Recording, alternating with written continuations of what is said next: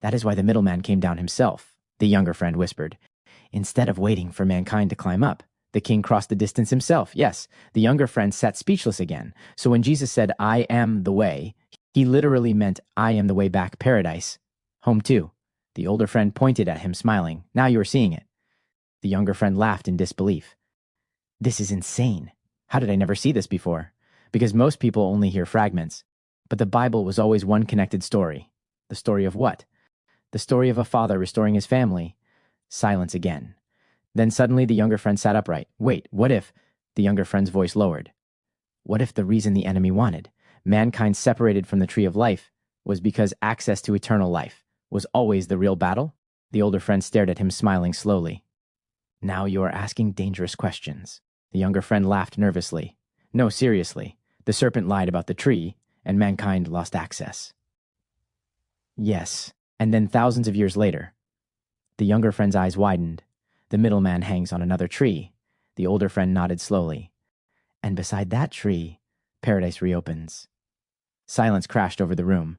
The younger friend whispered, Wow. Then suddenly they both laughed again in amazement. So let me get this straight. The first Adam lost access beside a tree, and the last Adam restored access from a tree. The older friend pointed upward, smiling. Exactly. And the thief became the first public picture of restored access. The younger friend frowned. So the real tragedy was not leaving the garden? The older friend shook his head. No, the garden was not the greatest loss. Then what was? Access. Mankind was separated from the presence of God. The greatest tragedy was not losing a location. It was losing direct fellowship with the one who gives life. So Eden was not merely a place they left. No, it was a relationship they lost. The younger friend shook his head in disbelief. This story keeps getting bigger. The older friend nodded in agreement. Exactly, because the Bible is one unfolding. Rescue mission about the ultimate redemption plan, the greatest love story ever told. The king became the rescuer. He is the plan. The younger friend leaned back slowly. And the middleman was standing at the center of all of it. Then the younger friend whispered softly, So all humanity really has only two choices. The older friend nodded again. Yes, two trees, two paths, two kingdoms, two voices, dependence upon God, or separation from him. The younger friend stared quietly into the distance. And the middleman, the older friend finished the sentence softly, came to lead mankind back to the tree of life. The younger friend interrupted. Wait, why do you keep talking about the tree of life? The older friend answered. Because it was never merely a tree. What do you mean? It represented life itself flowing from God.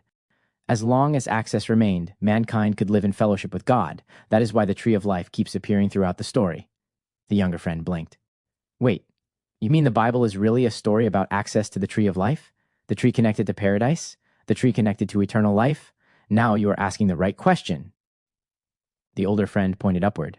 And that, he said, laughing softly, that is God's greatest kingdom reverse, card in human history.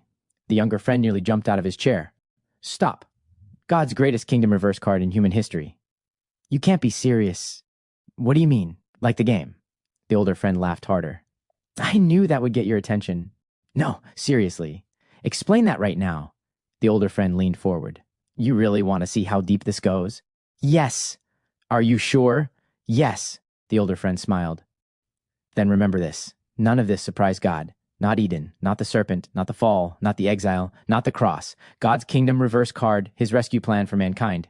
It was already hidden inside the story. Before mankind even realized they needed rescuing, the younger friend sat frozen. Wait, what? The older friend continued. Do you remember the serpents in the wilderness? The ones biting the Israelites? Yes, and people were dying everywhere. Yes. The younger friend nodded slowly. And what did God instruct Moses to build? The younger friend immediately answered, a bronze serpent, lifted upon a wooden pole. Exactly. The older friend pointed at him excitedly. And whoever looked upon it was healed. Silence. Then suddenly the younger friend's eyes widened.